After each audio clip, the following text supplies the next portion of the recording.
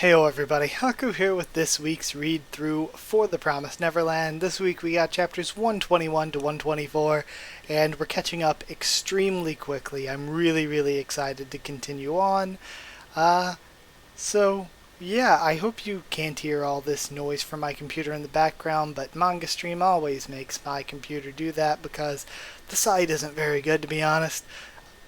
Sorry, hiccup, but either way, last time we found out about the demons, and I love the explanation for how everything works and what they are and everything. And we kind of had a Norman heel turn. I am not on Team Norman here.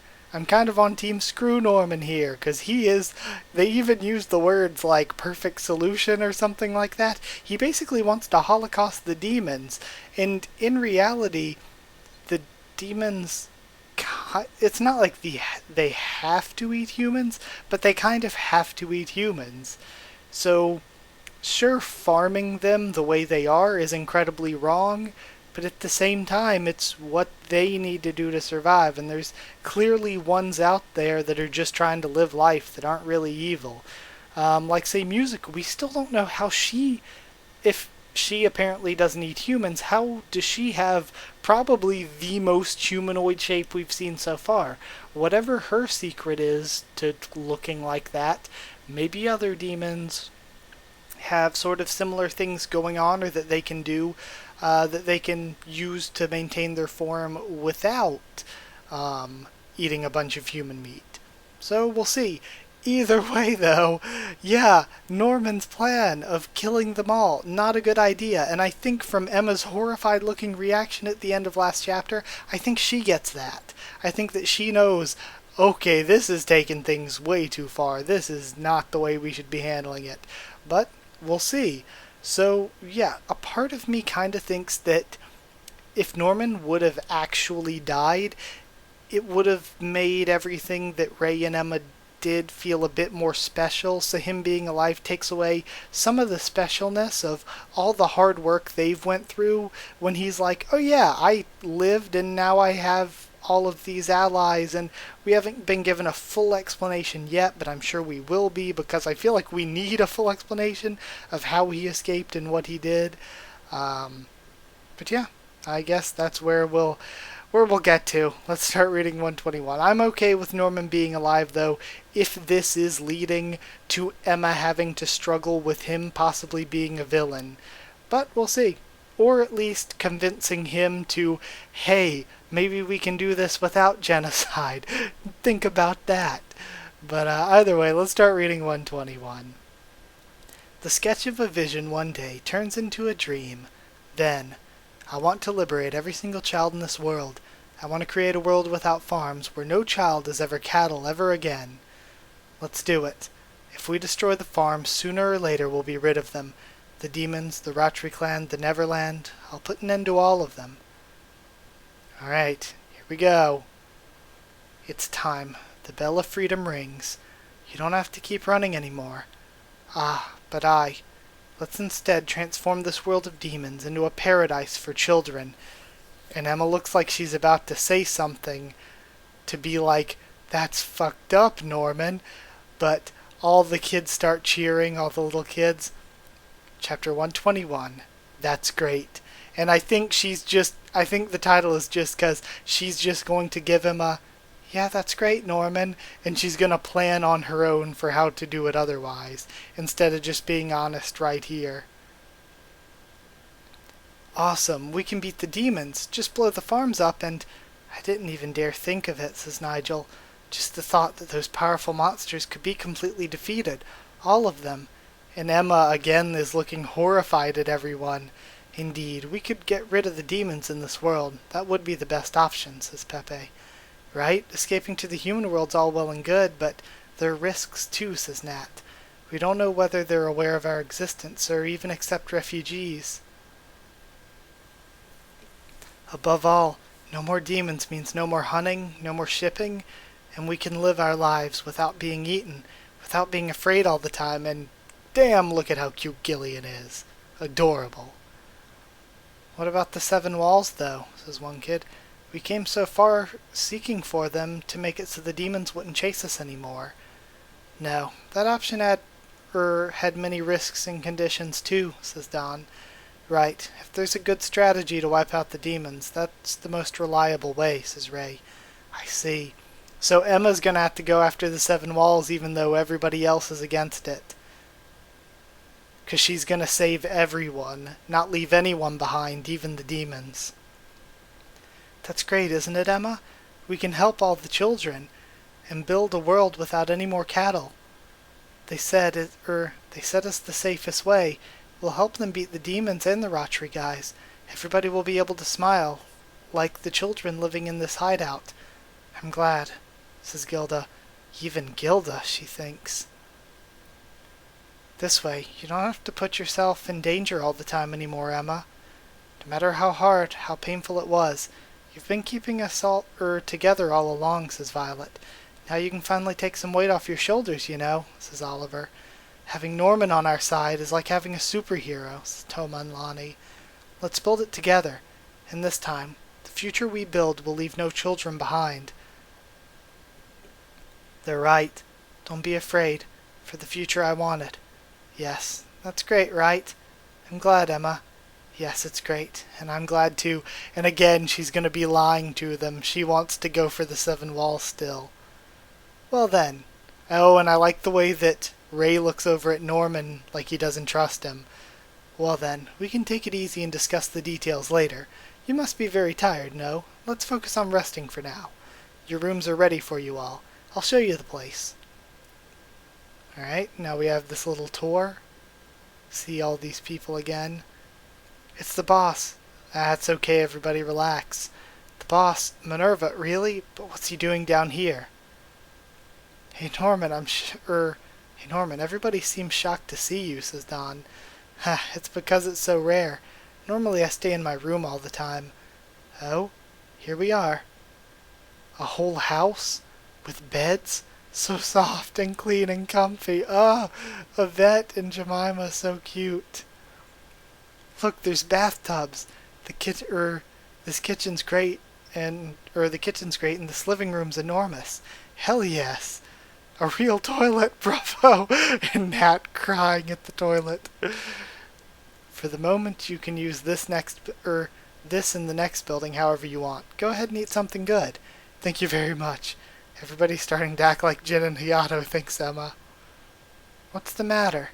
And he looks down at the little ones. Yes? Norman, here you're the boss, right? Hayato talked about it. The boss feels like a god, really. And we saw how everybody was amazed. You're an incredible person, the boss of this incredible hideout, and now you're Minerva, right?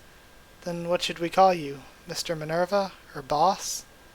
And Emma and Ray are looking to see how he responds. I see what you mean. When dealing with a lot of people, it can be useful to be boss. And for Hayato and his friends, I am William Minerva. However, I'm really just Norman. No matter how much my standing has changed, or how much taller I've grown, even if I become taller than the Gracefield house, at the end of the day I'm the same old Norman that you all know so well. Really? Really?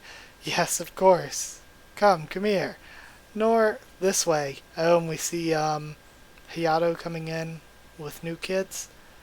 And they see them all tackling Norman. Oh, hey Anna, it's been a while. How are the injured doing well? How's Chris? And Anna crying, oh, so adorable. We see Sandy and Paula, Hayato's reactions. I didn't expect that. Guess even after this growth spurt, you're still not very strong, huh? It's just that everybody else is a lot bigger, too. Hayato was totally shocked. He was frozen, and maybe frosty, too. But he's a good person, says Emma. You're friends, then I'm getting food for the boss to dine here with you. And they all eat together on all these tables. This is so cute. I love it. I'm just taking note of everybody right now. Alright? Go ahead, folks. Eat as much as you want. Is it really alright? This is a lot, says Emma. Is there enough food just like this for all the other kids, too? Yes. Don't worry, there's plenty. You can eat until your bellies are full. I don't trust this man at all. Thank you for the meal. And I like that it seems like, again, because Emma and Ray are geniuses too, that they are really suspicious of him right now. Everybody starts eating. Ah, we see Adam. So cute. The food we shared together tasted so good, and we talked and talked for a long time. It had been a long time that we got to laugh until our stomachs hurt. Laughing makes you feel a lot better.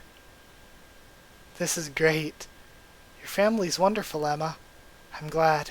You haven't changed after all. You're really Norman. Now, I know you're alive and you'll be our neighbor. Oh, I don't want to sleep now, she says. Let's have a rematch, Norman. You're next, Ray. What? And she pulls out a chessboard. Put this away and go to sleep. You always say that and you end up playing anyway. We had a lot of fun that night. We forgot all our fears, all the painful things. Oh, look at that. What cute sleeping faces. For one night, they can sleep well. Be careful of catching a cold. And we have all three of them sleeping together. But we know that we cannot trust Norman and that Emma is going to go for the 7 walls.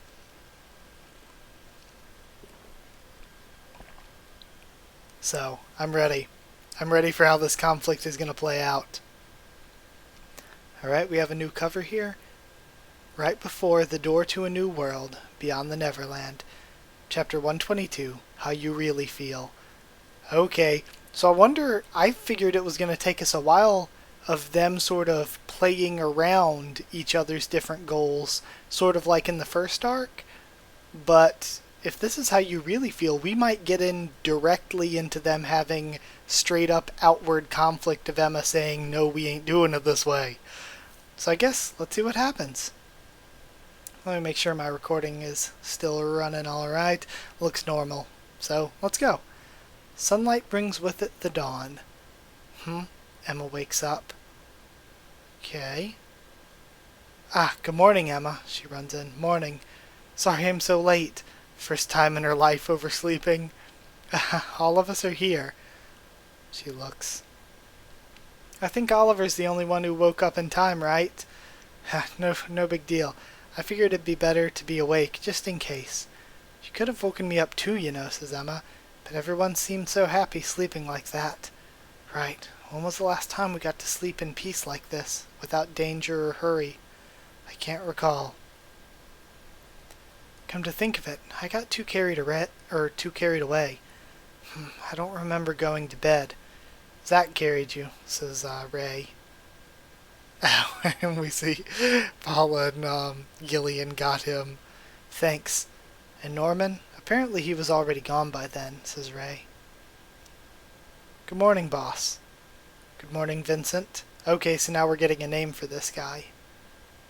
Alright. Did you enjoy your reunion? Yes, sure. Thanks to you, too. I've heard you've stabilized Chris and Dominic. You have my gratitude. Disappointing. You're already back to the usual, then.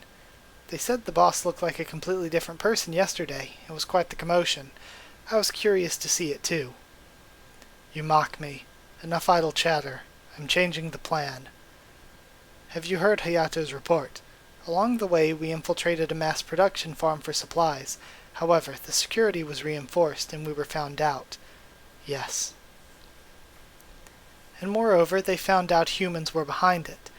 The demons even managed to realize that the Gracefield escapees still survived. Does this ruin everything? No. However, I would like to be the one to strike first. We'll move on with the plan a bit earlier. What does it mean? The demons... They found out humans were about... Okay, must mean the demons found out the humans were behind the break-ins. Okay. Does this ruin everything? No. However, I'd like to be the one to strike first. We'll move on with the plan a bit earlier. I now have more reasons to act fast in any case. This revolution has to be won without spilling blood. Well, the blood of cattle children at least. Okay. So his plan must be attacking Gracefield, and now he knows that everyone's there and the demons are stepping up security, he has to move up and attack Gracefield sooner. But Emma would know that Gracefield has a path to the human world, so if there are any of them that want to try to jump to the human world, or even if they go there and then come back, that would be interesting, going to the human world and then coming back for more people or to help the world more. So it looks like we could be getting into things like that. Well, the blood of cattle children at least, he says at the end of the page. Take this letter to them. Make the usual arrangements for a meeting, and please hurry. Yes, boss, at once. And now we see Emma and everyone doing laundry. I wonder what exactly is Norman's plan, says Ray. Isn't it bothering you? It's been on my mind. But it's Norman we're talking about. I'm sure it'll work out. And Norman himself was saying that his future won't leave a single child behind. Do you really think that's great? Says Ray. Huh? Oh, and he's calling her bluff? What? Norman's idea of destroying the farms.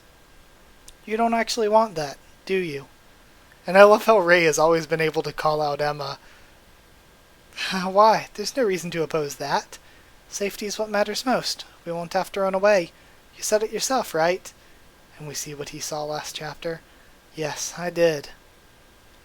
And yet, that's not really the future you want, is it? Right.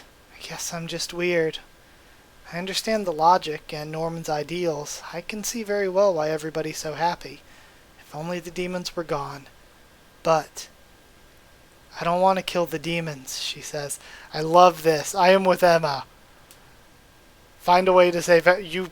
Like, the whole point of this was finding a way to save everybody, or else you could have just escaped Gracefield with, like, the three of you way back when. So, continue on with the plan. Save everybody, including the demons. I'm Team Emma. That's so silly, isn't it? Everybody was so happy to hear it, to be part of it. And here am I, wanting the demons to be well too. Our family's so kind. They weren't just glad to be safe, but were all thinking of me, happy for my sake. And I find myself wishing for another path, a path which implies the risk of involving them in danger. It just makes me sick. And I love this, how she wants to save the demons too, but she is struggling with herself because it's a selfish goal. Kind of almost like how saving everybody else was a bit of a selfish goal. I don't want to be eaten, and I'd never let anybody else be cattle ever.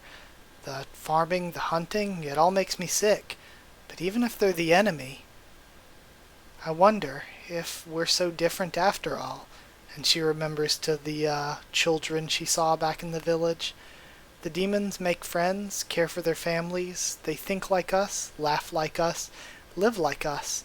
They feed on human meat, and I can never allow that, but they just want to live lives like us, and to have that. They just have to eat.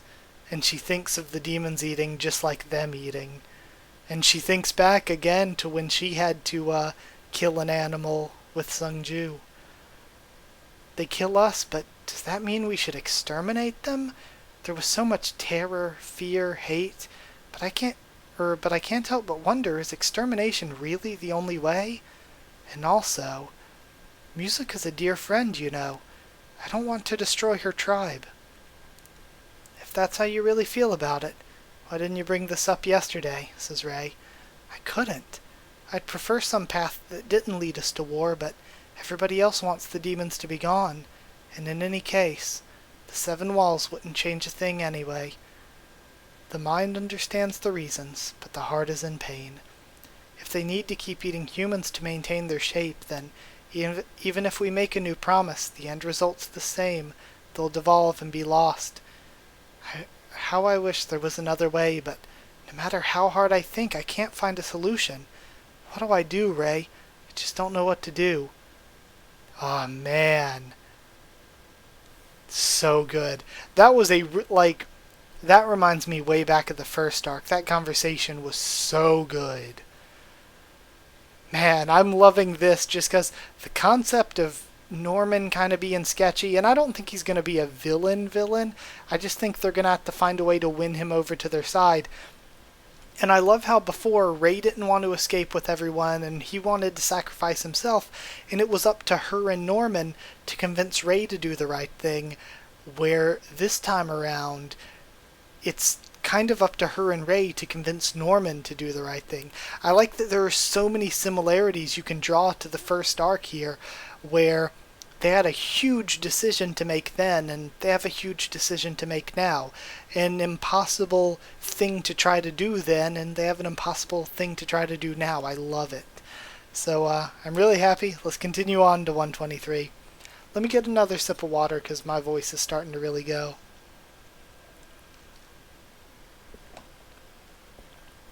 Okay. The anime is all the rage, and the final manga arc is super popular. Ooh, gosh, I just spit. To celebrate, here's a color illustration.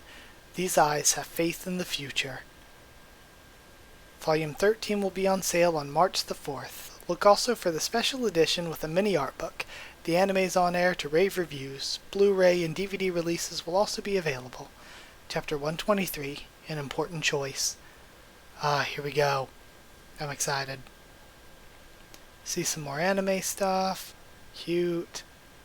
I don't want the demons to die, but I'll never allow a single cattle child to be eaten. Ever. Her heart wavers with the dilemma. What should I do, Ray? I just don't know what to do.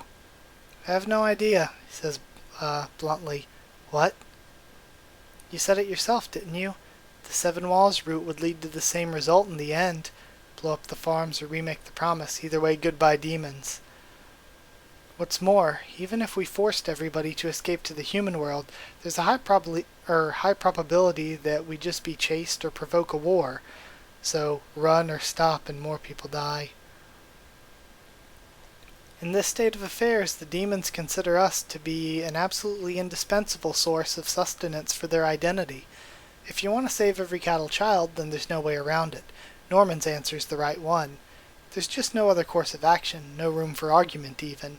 Norman is right. Yep, there's just no way around it, he says, putting his hand on her shoulder. What? Huh? Stop that, I don't get it. Why'd you even ask? Do you have a solution in mind? No. A suggestion then? Criticism? Nothing. Then why'd you dig for my deepest feelings about this? It was so hard to hide it. Stop making people spill their guts if you can't even help it all. But it came out kind of easily, you know. What? Those feelings you buried so deep came out at the slightest poke. If you want to hide how you feel, then take it to the grave with you. Don't respond to provocations.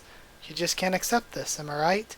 Which means that all of this just now would come out anyway, sooner or later, except it would blow up even worse. Knowing you, you'd probably lose it at the worst possible time. You'd end up letting it all out to the last person you should, or something like that.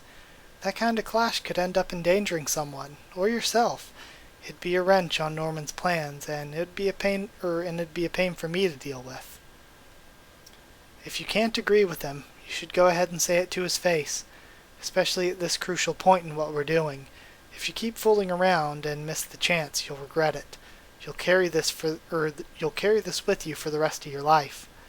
Ray, I can see good reasoning in exterminating them, but you're not like me. I realize you don't know what to do, but you don't want to keep it all to yourself, do you? In times like this, you should assess the situation and make it clear, don't you think? Yes. Then, let's go over it again from the start. What do you really want, Emma? To avoid extermination, to find a path without war, but I don't know how, and everybody would be against it.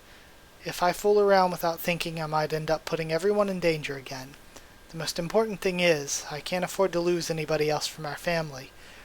When I think about that, I realize it's not just a matter of wanting. I don't know what I really want, because more than that, I don't know what's the right thing to do. Let's go and tell all that to Norman. Tell him right now, even though I'm totally lost and don't know what to do. It's even more important to talk with him in this case. I told you if we wait for this thing to explode, it'll be too late. And, I mean, we're talking about Norman, you know. If you can't spill the beans to a trusted ally, then to who? He's been our special friend for a long time, right? Right. What's more, we've been talking in circles here, but I'm sure a lot of things will only become clearer after we talk to Norman. Like what? A concrete plan of action for starters. Depending on how we go about it, there's a non-zero chance of causing war. We should take all the precautions we can. And also, I'm sure you must have been bothered about that one detail. and she looked surprised. Sungju and Musica. Precisely. Those two are not preying on humans. It doesn't fit. He said that the demons must consume human beings constantly or they'd lose their intelligence and shape. But Sungju and Musica were both humanoid and highly intelligent. There's more. He said these creatures inherit the traits of everything they eat, but those two habitually hunt fish and poultry, and consuming such animals seems to have no effect at all. Oh, I love this! So we're getting into how it doesn't make sense that they would be so humanoid despite not eating humans. Okay. So there is some sort of exception. Either there's an exception Norman doesn't know, or there's an exception he doesn't know, or he's lying about the whole story. Or maybe there's an exception and he's just hiding it from them. But either way, we'll see. I wonder what that means. Maybe it takes a long time for the changes to take effect. No, but even then, it'd still be weird for them to keep human shape without eating humans. Yeah, right. The other possibility are those two were lying, or else Sungju and Musica are able to sustain human traits without hunting us, as some kind of special case. I love that Sungju and Musica are coming back into the story. If only all demons could be like Musica's tribe, then it'd be possible for everyone to live in peace somehow. But no, I know that's just wishful thinking on my part. Does Norman know about this, I wonder? That some demons are like that? I have no idea, but if he doesn't know, he's in danger. Huh? Don't you see? We have to warn him right now as soon as possible. Yeah, it could change his plans to learn about demons like Sungju and Musica. If our hypothesis is right, if Musica's group is some sort of special case, able to sustain their shapes, then many more could be like them. What if there's a lot of those who still want, what if there's a lot of those who still want to eat humans? Destroying the farms won't affect such demons. They wouldn't evolve and would still be our predators. The very basis of Norman's plan may be flawed. And on the other hand, if Norman knows about the special cases, he may also know why they're able to do that. If all goes well, we might learn some valuable hints, maybe even a way to coexist with demons. Ray, it's a 1 in a million chance, you know, but whatever's the case, we can't afford to wait until things go south. We have to go right now. Well, let's go see Norman at once and ask what he thinks. Let's ask about Musica's tribe and about your doubts. To be very honest, I don't think it's possible for us to coexist with the demons. Think of those creatures you met a while ago, crowding around you to have a bite. Those are the demons. And yet, there are also those like Sungju and Musica. You make your choice. I'll be by your side. Whatever path you take, I trust your judgment. After all, defying the impossible is what you do best. Let's go and build a future we can be proud of. Right. Thank you so much, Ray. Now I feel that everything will be alright. It's too early for that. We'll let it all out. Let's talk with no regrets, and then make a choice. A choice for the future that our hearts can accept. And she knocks. Nor... Oh, and she steps in and we see all of Norman's other allies that we saw before. Okay. Who the hell? Oh, says Emma. I'm Ray. Pleased to meet you. And I'm Emma. We came from the shelter at B0632. These are the fugitives that we were talking about who joined us yesterday. From Grey Shield. Field. Want a bite, she says, holding out a leg. No. We're good. We're good for now, thanks. Excuse me, but do you know where the boss is? We have something to discuss, and... Boss is out right now. Urgent business and all that. I see. We'll come back later then. Nah, wait a minute. Let's have some tea or something. A chance meeting with the inner circle. It's tea time. I've been meaning to get to know y'all. The kids from Gracefield House. Okay. So we got one more to read. I loved that chapter. I loved the Emma and Ray discussion, but I was kind of hoping we'd get to see how Norman's going to react. I'm totally on Team Emma and kind of Ray with this, though. Because, yeah, like I said, either Norman doesn't know about the exceptions, in which case, that kind of changes his whole plan, because the exceptions could still start war after they didn't evolve. Even if they destroy all the plantations, they would still be able to survive out there somewhere in the wilderness. So that wouldn't be good. Or in the other case, if he does know about it, then they should be able to discover some way to coexist. So, yeah. Either way, we'll figure it out sooner or later, I guess. Chapter 124, come on, tell us. The Guardians of the Paradise are as vigorous as it gets. Alright. Okay, moving along. An unexpected invitation. And we see Emma's face. Okay, and they're like all over them, staring at them.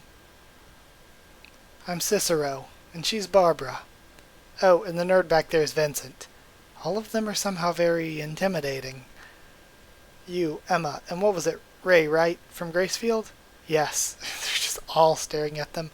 We're all fugitives too, did you know that? Only, we're much more awesome, got that? Yeah, we totally smashed that entire farm to pieces. Are they? Correct. They've developed an imaginary rivalry with you like little children, says Vincent. I beg your pardon, but could you humor their whims for a bit? Okay. Whoa, that's so cool. Awesome. Groovy. We're not even close. Totally. Y'all are the best, says Ray. They're actually satisfied with that, and they look smug. That mark, its position is just like Norman's. Lambda 7214. Can they smash a whole farm? Meaning that these three are also irregulars, like Adam and Zazie. We met this Vincent yesterday at the medical ward, and they're here in the leader's room in the leader's absence, looking pretty carefree. I'm sure they're not foot soldiers like Hayato and Jin. They belong to the upper ranks. Let's try to avoid trouble for now. Oh, yes, thank you so much for yesterday, says Emma. All that you did for Chris and Dominic. Right. The boss said much the same. What matters is that they get well. Yes. Right, that's what we want to ask. We want to know all about it. Really intimidating. Yeah, come on, y'all gotta tell us everything about him. About him, says Ray. The boss, silly. Minerva, James. How do you call him? Norman? And they're blushing. Are they? Correct. To put it bluntly, these two really adore the boss, says Vincent. They adore Norman. Shut the hell up. We know you love him too. Since they found out you've known the boss for a long time, they've been dying for the gossip. Me too. You too. I really like Vincent. I mean, who wouldn't? When I got back from patrol yesterday, the folks at ground level were all talking about the same thing. This thing about the boss looking like a different person. Want to tell us more? 'Cause I just gotta know. What kind of person is he? What's more, they say y'all are his besties or whatever. Come on. What is Norman really like? Tell us, now. Trying to drown his coyness. Well, I don't think he's changed all that much, but Norman's intelligent and very kind. He's always so gentle, and he always meets you with that sweet smile on his face. It's a straight royal flush, a smile worthy of springtime. Gentle? Smile? The boss? No way!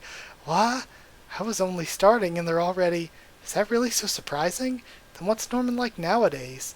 Dead serious. Wintry cold. The Tsar. Sorry, the Tsar. And Ray is just dying laughing. I love Ray so much. So, folks, got any fun stuff from back then? Like, embarrassing stuff. I love this. Embarrassing stuff. You mean like wetting the bed until he was 10? That kind of thing? Yes, wetting the bed, exactly. I don't think there's anything like that. Yeah, he never wet the bed either. I got nothing. So we didn't do it at all? But, we used to catch these colds, and just when you thought he was getting better. Yes, I totally get that. And then and they're all talking, thank you. You told us some excellent stories. In the end, you yourselves totally got carried away with this. You even teared up. The boss, though, he was always awesome, right? Thank you, kids. I learned a lot of stuff. Right, 'cause that guy won't ever talk about his past, Norman. So today he's a great man. He always puts his comrades first. No gentle smiles ever, though. Even now, he's been exhausting himself to save all of us cattle children. He hardly even sleeps. Everybody here's only made it this far thanks to him. This power of ours, too? He's the one who showed it to us, taught us how to use it. Power. From Lambda? The experimental plantation. Lambda 7214. We're all veteran comrades from that cesspool. I'm originally from Goodwill Ridge. Barbara, too. And Vincent was born in Glory Bell. We were sent to Lambda and they did all those friggin' experiments. It was hell. Day after day it was hell. No, no, hell doesn't come close to describing it. A lot of kids died on the spot. Lots more were killed. We were treated like things, worse than things. If it wasn't for the boss, I would have died right there.